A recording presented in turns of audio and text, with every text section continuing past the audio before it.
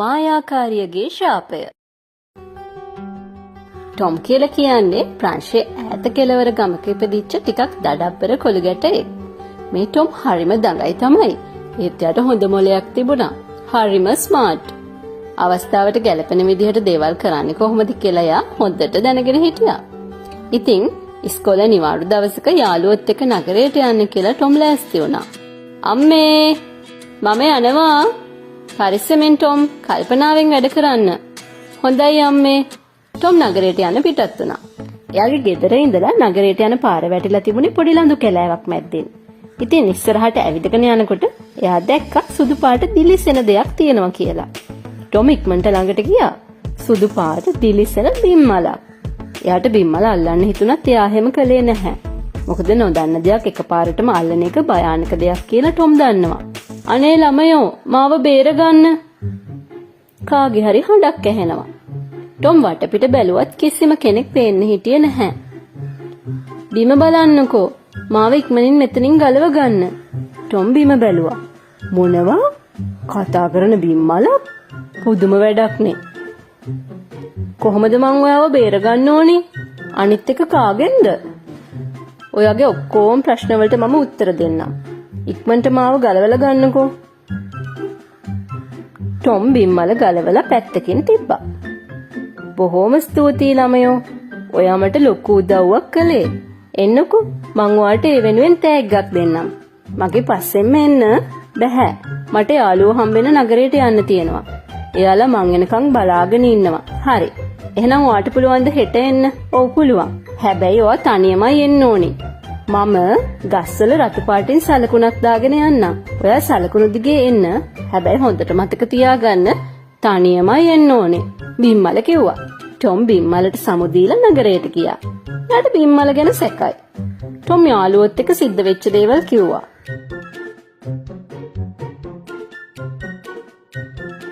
හරි එහෙනම් අපි තුන්දෙනාම හෙට යමුකෝ. අපරාදේ. ජෝනුත් හිටියනම් අපිත් එක්ක යන්න තිබුණා. ඔව්. එයා කොහොමත් ඔය අමුතු දේවල් වලට හරි කැමතියිනේ. ජෝන් කියන්නේ ටොම්ගේ යාළුවෙක්. එයාට මොකද වුනේ කියලා කවුරුවත් දන්නේ නැහැ. එයා මාස කිහිපයකට කලින් එකපාරටම අතුරුදහන් වුණා. ඊළඟ දවසේ උදෑසන තුන්දෙනාත් එක්කම සලකුණු දිගේ බිම්මල හොයාගෙන යන්න පිටත් වුණා.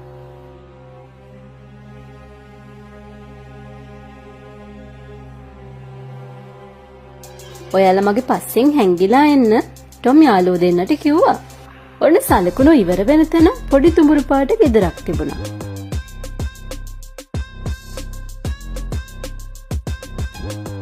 එක ආච්චි අම්මා කෙනෙක් ලොකු කල්දේරමක මොනවදෝ හදමින් හිටියා.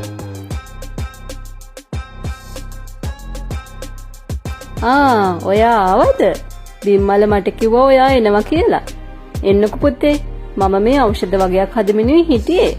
ආච්චි ටොම්ට ඖෂධ වීදුරුවක් දුන්නා. මේක හුඟක් වටින ඖෂධයක්. මේක බිව්වම අපි ගොඩාක් ලස්සන වෙනවා. ඒ වගේම ශක්තිමත් වෙනවා. ටොම්ගේ යාළුවෝ දෙන්න හැංගිලා මේ සිද්ධ වෙන දේ දිහා බලාගෙන හිටියා. ටොම් ඖෂධ වීදුරුව අරගෙන බොනවා වගේ ආච්චි අම්මට පෙන්නුවා. හැබැයි එයා බිව්වේ නැහැ. හරිම රසයි ආච්චි අම්මේ. ඔයාට ඕනි තරමක් අරගෙන බොන්න. ආච්චි hina වෙලා කිව්වා. ටොම් ආච්චි යනකන් ඉඳලා ඖෂධ වීදුරුව විසිකලා. එයා එකම එක උගුරක්වත් බිව්වේ නැහැ. ඖෂධ බිව්වද? ඔව් ආච්චි අම්මේ. වීදුරු දෙකක්ම බිව්වා. ඒක හොඳයි. ඔයා දැන් ගොඩක් ලස්සන ශක්තිමත් ළමෙක් වේවි. එන්නකෝ පුතේ. මම ඔයාට තෑග්ග දෙන්නම්. ටොම් යාළුවෝ දෙන්නට සංඥාවක් නිකුත් කරලා ආච්චිගේ පස්සෙන් ගියා. මෙතනින් වාඩි වෙන්නකෝ. ටොම් වාඩි වුණා. ආච්චි අම්මා ටොම් ළඟින් වාඩි වෙලා පොතක් දිග අරගෙන මොනවදෝ කියන්න පටන් ගත්තා. ඒ අතරේ ටොම්ගේ යාළුවෝ දෙන්නත් හිමින් ගෙදර ළඟට ආවා. ආච්චි පොත කියවල ඉවර වෙලා ටොම්ට කන්න හකුරු වගේ දෙයක් දුන්නා.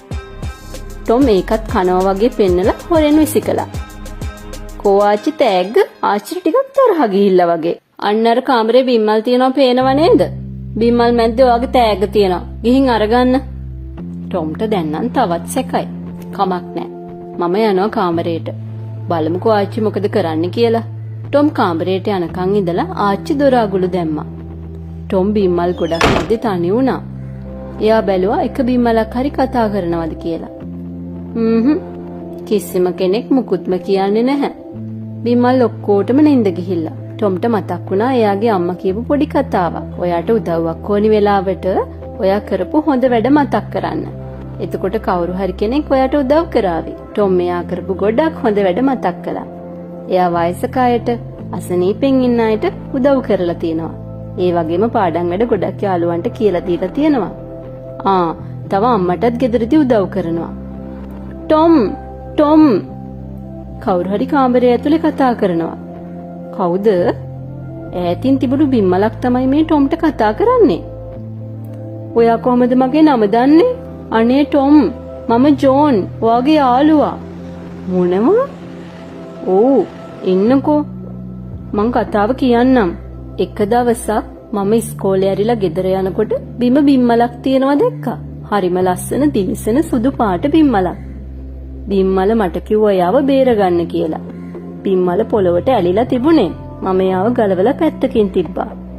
ඉතින් ඒ කරපු උදව්වට තෑග්ගක් දෙන්න ඕනි කියලා බිම්මල මාව මෙහෙට එක්කන් ආවා.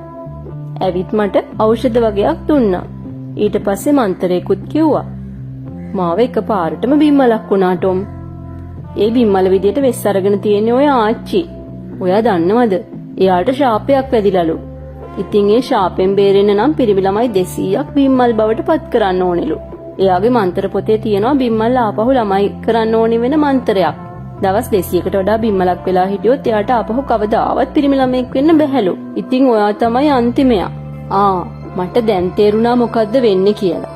එයා දීපු ඖෂධ මම බිව්වේ නැහැ. එයා දීපු හකුරු කෑල්ල මම කෑවෙත් නැහැ. එයා ඊට පස්සේ බොරුවක් කියලා මාව මේ කාමරයට දැම්මා. ඒ කියන්නේ මේ ආච්චි මායාකාරියක්. ඔව්. ඇය හරිම නපුරුයි. අපි දැන් මොකද කරන්නේ? සෑමුයි විලියමුයි එළියේ හැංගිලා ඉන්නවා. ඇයි අනිත් බිම්මල් කතා කරන්නේ නැත්තේ? එයාලා ඔක්කොම ආච්චිට බයයි. මේ අතරේ ආච්චි එළියේ ඉඳන් ටිකටම පන්තරේ කියනවා. ටොම් තාම බිම්මලක් උනේ නැති නිසා එයාට තරහ ගිහිල්ලා. අද එයාගේ සාපේ ඉවර වෙන දවසනේ. ටොම් තමයි 200 වෙනි පිරිමි ළමයා. විලියම් සහ සෑම් ටොම්ව බේරගන්න ක්‍රමයක් කල්පනා කළා. මේ දෙන්න ආච්චිගේ අවධානය වෙනස් කරන්න ඕනි නිසා ඖෂධ කල්දේරම බිමට හැලුවා. එක පාරටම ආපු සද්ද බලන්න ආච්චි මන්තර පොතක් තියලා එළියට ගියා. මේ අතරේ සෑම් විලියම් එක්ක එකතු වෙලා කාමරේ අගුළු ඇරියා. ටොම් දුවගෙන ගිහින් මන්තර පොත අරගෙන මන්තරේ කියන්න පටන් ගත්තා. එක බිම්මලක් හැර අනිත් බිම්මල් ඔක්කොම සාමාන්‍ය ළමයි බවට පත් වුණා. දුවන්න හැමෝම දුවලා යන්න. පිරිමි ළමයි ටික එකපාරම එළියට දුවන්න පටන් ගත්තා. ආච්චිට කර කියා ගන්න දෙයක් නැති වුණා. මේ අතරේ ටොම් මන්තර පොත ඈතට විසිකලා. ආච්චි අම්මා හොද්දටම අසරණ වෙලා. එයා තරහින් පිපිරෙන්න පටන් ගත්තා. ටොම් ඉතුරු වෙච්ච බිම්මලයි යාළුවෝ තුන්දෙනයි එක ඉක්මනට ගෙදරින් එළියට ගියා. ඈතට ගිහිල්ලා එයා බිම්මලට කතා කළා. මම දැන් දවස් 200කට වඩා බිම්මලක් වෙලා හිටියා. ඒ නිසා මට ආපහු පිරිමි ළමෙක් වෙන්න බැරි වෙයි. අපොයි. ඔයා මෙහෙම කරන්නකෝ. ඔයා කරලා තියෙන හොඳ වැඩ ඔක්කොම මතක් කරන්න. ටොම් කිව්වා. බිම්මල හොඳ වැඩ මතක් කළාට එකම එක හොඳ වැඩක්වත් එයා කරලා තිබුණේ නැහැ. එයා සතුන්ට කරදර කරා, අම්මට උදව් කළේ නැහැ, ටීචර් කියන දේවල් ඇහුවේ නැහැ, යාළුවන්ටත් කරදර කරා. මම මුකුත්ම හොඳ දෙයක් කරලා නැහැනේ. එහෙමනම් ඉතින් ඔයාලට හැමදාම බිම්මලක් වෙලා ඉන්න තමයි වෙන්නේ. මේ බිම්මල ගැන ටොම්ටයි එයාගේ යාළුවන්ටයි හරිම දුකයි. දැක්ක නේද ළමයි? අපි හොඳ වැඩ කරොත් අපිට හොඳ දේවල්ම වෙනවා. ඒ වගේම ජෝන් වගේ නොදන්න අමුතු දේවල් පස්සේ එකපාරටම යන්න එපා. ටොම්, සෑම්, විලියම් ඔයාලට ගොඩාක් ස්තුතියි. අපිව බේරගත්තට. පිරිමි ළමයි හැමෝම එයාලට ස්තුති කළා.